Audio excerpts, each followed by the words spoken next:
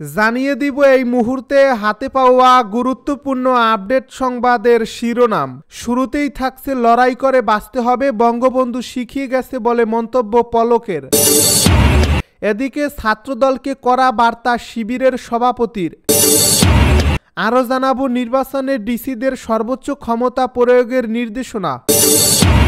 এদিকে আমাদের শত্রুর সংখ্যা বেশি, মিত্র খুবই কম বলে মন্তব্য মাহফুজ আলমের।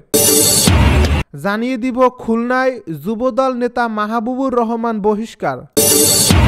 এদিকে মই থেকে পরে ছাত্রদল নেতার মৃত্যু। সব শেষে জানিয়ে দিব ভারতীয় আগ্রাসনের বিরুদ্ধে ফুঁসে উঠছে উত্তরাঞ্চলের মানুষ। শুনছিলেন হাতে পাওয়া গুরুত্বপূর্ণ আপডেট সংবাদের শিরোনাম, এবারে বিস্তারিত। তবে তার আগে অনুরোধ রইল ভিডিওটিতে একটি লাইক দিন এবং কমেন্ট করে জানিয়ে দিন ভিডিও সম্পর্কে আপনার মূল্যবান মতামত। আরও জানিয়ে দিন ভিডিওটি কোথা থেকে দেখছেন বা কোন জেলা থেকে দেখছেন। লড়াই করে বাঁচতে হবে, বঙ্গবন্ধু শিখিয়ে গেছে বলছে পলক। বৈষম্য বিরোধী ছাত্র জনতার আন্দোলন চলাকালীন জুলাই আগস্টের গণহত্যা ও মানবতা বিরোধী অপরাধের অভিযোগে পতিত আওয়ামী লীগ সরকারের সাবেক মন্ত্রী এমপির অনেকেই গ্রেপ্তার হয়েছেন। তাদের বিরুদ্ধে করা বিভিন্ন মামলায় নিয়মিতই আদালতে নেওয়া হচ্ছে তাদেরকে। মঙ্গলবার 11 মন্ত্রীসহ 16 জনকে হাজির করা হয়েছে আন্তর্জাতিক অপরাধ ট্রাইব্যুনালে। এদিন শুনানি শেষে প্রিজন ভ্যানে তোলার সময় এক গণমাধ্যম কর্মী সাবেক প্রতিমন্ত্রী জুনায়েদ আহমেদ পলককে উদ্দেশ্য করে বলেন, পলক ভাই আজকে তো হরতাল। এর প্রতি জবাবে জুনায়েদ আহমেদ পলক বলেন, লড়াই করে বাঁচতে হবে, বঙ্গবন্ধু শিখিয়ে গেছে, আমরা লড়াই চালাচ্ছি, আইনগত লড়াইও চালাবো, ন্যায়ের পথে লড়াই চলবে। আন্তর্জাতিক অপরাধ ট্রাইব্যুনালের চেয়ারম্যান বিচারপতি মোহাম্মদ গোলাম মর্তুজা মজুমদারের নেতৃত্বাধীন ট্রাইব্যুনালে তাদের বিষয়ে শুনানি হয়। এর মধ্যে 11 মন্ত্রী হলেন আইনমন্ত্রী আনিসুল হক, আমির হোসেন আমু, শাহজাহান খান, কামরুল ইসলাম, লেফটেন্যান্ট কর্নেল ফারুক খান, আব্দুর রাজ্জাক, রাশেদ খান মেনন, হাসানুল হক ইনো, কামাল আহমেদ মজুমদার, গোলাম দস্তগীর গাজী ও ডাক্তার দীপুমণি। ছাত্রদলকে কড়া বার্তা শিবিরের সভাপতির। বাংলাদেশ ইসলামী ছাত্র শিবিরের কেন্দ্রীয় সভাপতি জাহিদুল ইসলাম প্রেস বিজ্ঞপ্তিতে বলেছেন, বিশেষ অনুরোধ, ছাত্র শিবিরের উদারতাকে দুর্বলতা ভাববেন না। ছাত্র শিবির কোনো ব্যক্তি বা দলের পূজা করে না, এক আল্লাহর গোলাম হিসেবে শুধুমাত্র রবের কাছেই মাথা নত করে। মঙ্গলবার রাত 11টার দিকে সংগঠনের প্রেস বিভাগ থেকে পাঠানো এক বিবৃতিতে কথা জানানো হয়। ছাত্রদলের প্রতি আহ্বান শীর্ষক বিবৃতিতে শিবিরের সভাপতি বলেন, ছাত্রদলকে আমরা শত্রু মনে করি না।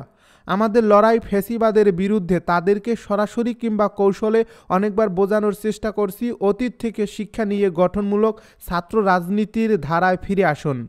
কিন্তু বন্ধুপ্রতিম সংগঠনটি আমাদের আহ্বানে সাড়া না দিয়ে বিগত ফ্যাসিস্ট ও তাদের শাহবাগী দোসরদের পরামর্শে অগ্রসর হচ্ছেন, যার প্রতিফলন আজ কুয়েটে প্রমাণিত হলো।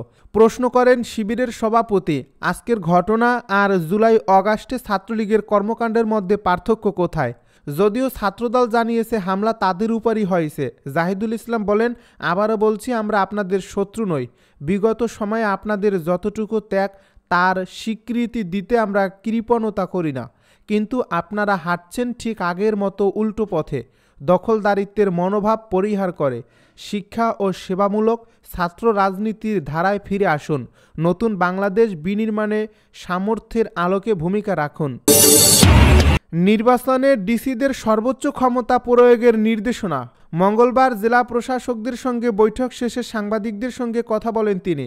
আগে আইন প্রয়োগে ঘাটতি ছিল উল্লেখ করে সিইসি বলেন, সুষ্ঠু নির্বাচন আয়োজন করতে চায় ইসি।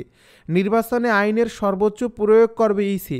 অভিযোগের ভিত্তিতে নয়, নিজ উদ্যোগে যে কোনো ধরনের নির্বাচন কেন্দ্রিক অপরাধের বিরুদ্ধে ব্যবস্থা নিতে ডিসিদের নির্দেশনা দেওয়া হয়েছে। তিনি আরও বলেন, দোষারোপ না করে সবাই মিলে কাজ করতে হবে। ভবিষ্যতে কি করবেন সেটা নিয়ে ভাবেন। নির্বাচনের সময় অন্যায়ভাবে কোনো চাপ প্রয়োগ করা হবে না, সেই নিশ্চয়তা দেওয়া হয়েছে। কোনো চাপ এলে সেটা ইসি সামলাবে। এখন থেকেই নির্বাচনী প্রচার চালাতে এবং জনগণকে সচেতন করে তুলতে ডিসিদের নির্দেশনা দেওয়া হয়েছে। আমাদের শত্রুর সংখ্যা বেশি, মিত্র খুবই কম বলে মন্তব্য মাহফুজ আলমের। আমাদের শত্রু অগণিত এবং তারা সবাই শক্তিধর। মিত্র খুবই কম বলে মন্তব্য করেন উপদেষ্টা মাহফুজ আলম। মঙ্গলবার রাতে নিজের ভেরিফাইড ফেসবুক অ্যাকাউন্টে এ বিষয়ে একটি পোস্ট করেন তিনি। ফেসবুকের এ পোস্টে তিনি লেখেন, এ অভ্যুত্থান সবার, সে জন্যই মাস্টারমাইন্ড নামক মিডিয়ার তৈরি হাইপকে আমি শুরুতেই প্রত্যাখ্যান করছি। আমরা সিদ্ধান্ত যারা নিতাম তারা প্রায় সব সিদ্ধান্তের ক্ষেত্রে অনেক স্টক হোল্ডারদের সঙ্গে কথা বলছি। একটা সিদ্ধান্ত ফাইনালাইজ করতে অন্তত 5 থেকে 6টি গ্রুপের মতামত শুনে বিশ্লেষণ করে সিদ্ধান্ত নিতে হয়েছে। ফলে এটা আসলে আমাদের সিদ্ধান্ত নেওয়া বডির সামষ্টিক কৌশলগত সক্ষমতা যেমন তেমনি অনেকগুলো গ্রুপ অফ পিপলের অংশগ্রহণ ও পরামর্শের ফসল। কেউই উল্লেখযোগ্য নন। আর জনগণ তো 19 থেকে 33 জুলাই কারোর সিদ্ধান্তের জন্য বসে থাকেনি। তবে তারা অবশ্যই পাবলিক প্রাইভেট থেকে শুরু করে মাদ্রাসা স্কুল কলেজের ছাত্রদেরই লেজিটিমেট নেতৃত্ব হিসেবে মানতেন। খুলনায় যুবদল নেতা মাহবুবুর রহমান বহিষ্কার।